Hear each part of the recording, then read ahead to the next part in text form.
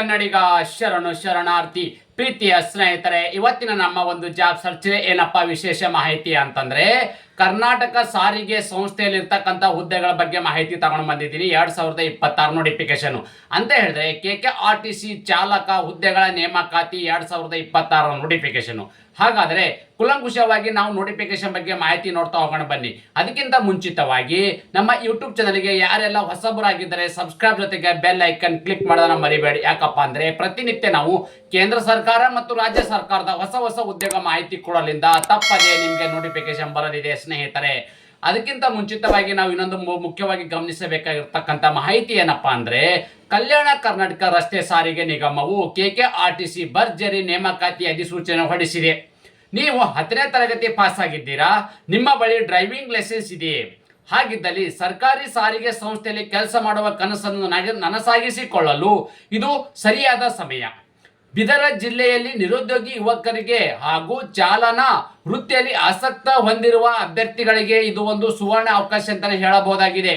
ಅದೇ ರೀತಿ ತಾವುಗಳು ಇಲ್ಲಿ ಗಮನಿಸಬಹುದಾಗಿದೆ KKRTC ನೇಮಕಾತಿ 2026 ಏನು ಅಧಿಸೂಚನೆವಾಗಿದೆ ಅಂದ್ರೆ ಕಲ್ಯಾಣ ಕರ್ನಾಟಕ ರಸ್ತೆ ಸಾರಿಗೆ ನಿಗಮದಿಂದ ಅಧಿಸೂಚನೆ ಹೊರಡಿಸಲಾಗಿದ್ದು ಯಾವೆಲ್ಲ ಹುದ್ದೆಗಳಪ್ಪ ಅಂದ್ರೆ ವಾಹನ ಚಾಲಕ ಇರ್ತಕ್ಕಂಥ ಹುದ್ದೆಗಳ ಅರ್ಜಿಗಳನ್ನು ಆಹ್ವಾನಿಸಲಾಗಿದೆ.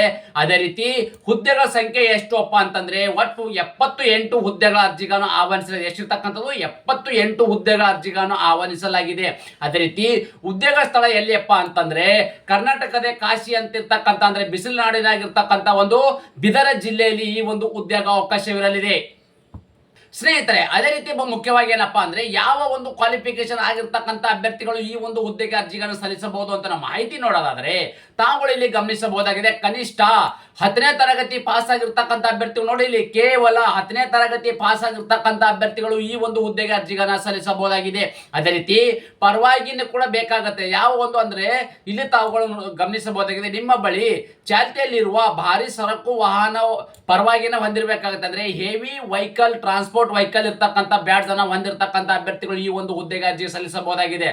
ಬ್ಯಾಡ್ಜ್ ಯಾವ ರೀತಿಯಪ್ಪ ಅಂತಂದ್ರೆ ಕರ್ನಾಟಕ ಮಾನ್ಯತೆ ಪಡೆದ ಭಾರಿ ಪ್ರಾಮಾಣಿಕ ವಾಹನ ಚಾಲನಾ ಬ್ಯಾಡ್ಜ್ ಅನ್ನ ಹೊಂದಿರತಕ್ಕಂಥ ಅಭ್ಯರ್ಥಿಗಳು ಕಡ್ಡಾಯವಾಗಿರ್ತಕ್ಕಂಥ ನೋಡಿ HTV ಅಂದ್ರೆ ಹೆವಿ ಟ್ರಾನ್ಸ್ಪೋರ್ಟ್ ವೆಹಿಕಲ್ ಅನ್ನ ಈ ಒಂದು ಪರವಾಗಿನ ಹೊಂದಿರಬೇಕು. ಅದ್ರ ಜೊತೆಗೆ ನೀವು ಕರ್ನಾಟಕ ಮಾನ್ಯತೆ ಪಡೆದ ಭಾರಿ ವಾಹನ ಮತ್ತು ಬ್ಯಾಡ್ಜ್ ಅನ್ನ ಹೊಂದಿರತಕ್ಕಂಥ ಅಭ್ಯರ್ಥಿಗಳು ಈ ಒಂದು ನೀವು ಬ್ಯಾಡ್ಜ್ ಅನ್ನ ಕಡ್ಡಾಯವಾಗಿ ಹೊಂದಿರತಕ್ಕಂಥ ಅಭ್ಯರ್ಥಿಗಳು ಮಾತ್ರ ಈ ಒಂದು ಹುದ್ದೆಗೆ ಅರ್ಜಿಗಳನ್ನ ಸಲ್ಲಿಸಬಹುದಾಗಿದೆ.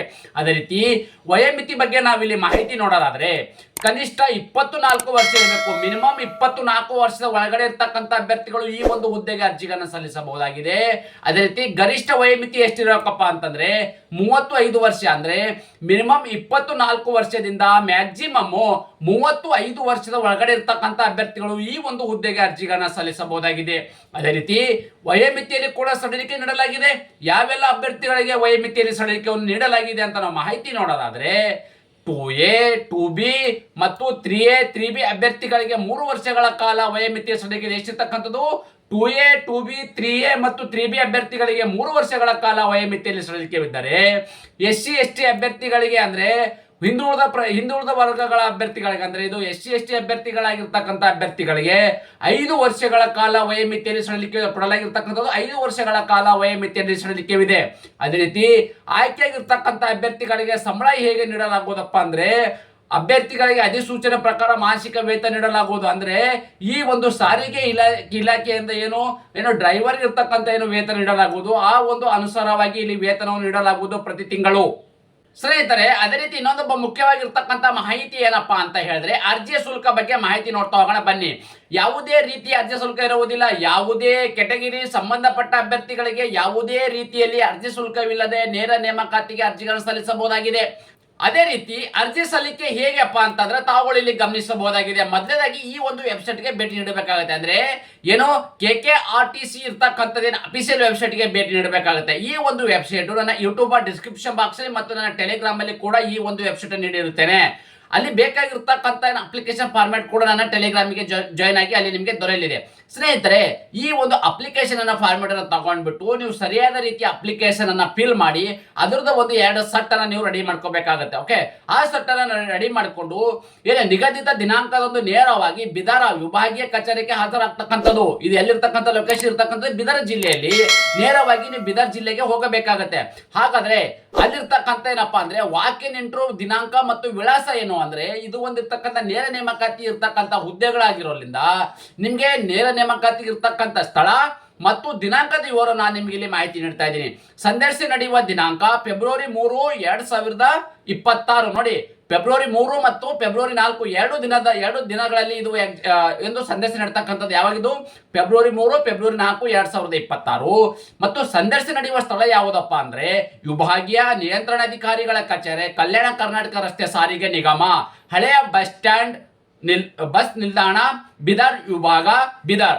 ಈ ಒಂದು ಅಡ್ರೆಸ್ಗೆ ತಮ್ಮ ಏನು ಆನ್ಲೈನ್ ಮುಖಾಂತರ ಅಂದ್ರೆ ಈ ಒಂದು ಅರ್ಜಿಗಳನ್ನ ಸಲ್ಲಿಸಬೇಕಾಗಿರ್ತಕ್ಕಂಥ ಅಭ್ಯರ್ಥಿಗಳು ನಾನು ಹೇಳಿದ ಈ ಒಂದು ಅಡ್ರೆಸ್ಗೆ ತಮ್ಮ ಎಲ್ಲಾ ರೀತಿಯ ದಾಖಲಾತಿಗಳನ್ನ ತಗೊಂಡು ಈ ಒಂದು ದಿನಾಂಕ, ಸಮಯ ಮತ್ತು ಈ ಒಂದು ಸ್ಥಳಕ್ಕೆ ಹೋಗಿ ನೇರ ನೇಮಕಾತಿಗೆ ಹಾಜರಾಗಿ ಅಲ್ಲಿ ಮೆರಿಟ್ ಆಧಾರದ ಮೇಲೆ ಅಭ್ಯರ್ಥಿಗಳನ್ನ ನೇಮಕಾತಿ ಮಾಡಲಾಗುವುದು.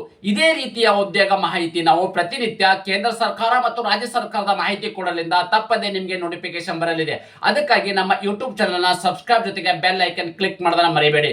ಅದಕ್ಕಿಂತ ಮುಂಚಿತವಾಗಿ ಈ ವಿಡಿಯೋ ನಿಮಗೆ ಇಷ್ಟಪಡುತ್ತೆ ಎಂದು ಭಾವಿಸುತ್ತೇನೆ. ಈ ಉದ್ಯೋಗ ಮಾಹಿತಿ ನಿಮಗೆ ಇಷ್ಟವಾದರೆ ನಿಮ್ಮ ಫ್ಯಾಮಿಲಿಗೂ ಫ್ರೆಂಡ್ಸ್ಗೂ ಶೇರ್ ಮಾಡೋದನ್ನ ಮರೆಯದಿರಿ. ಧನ್ಯವಾದ.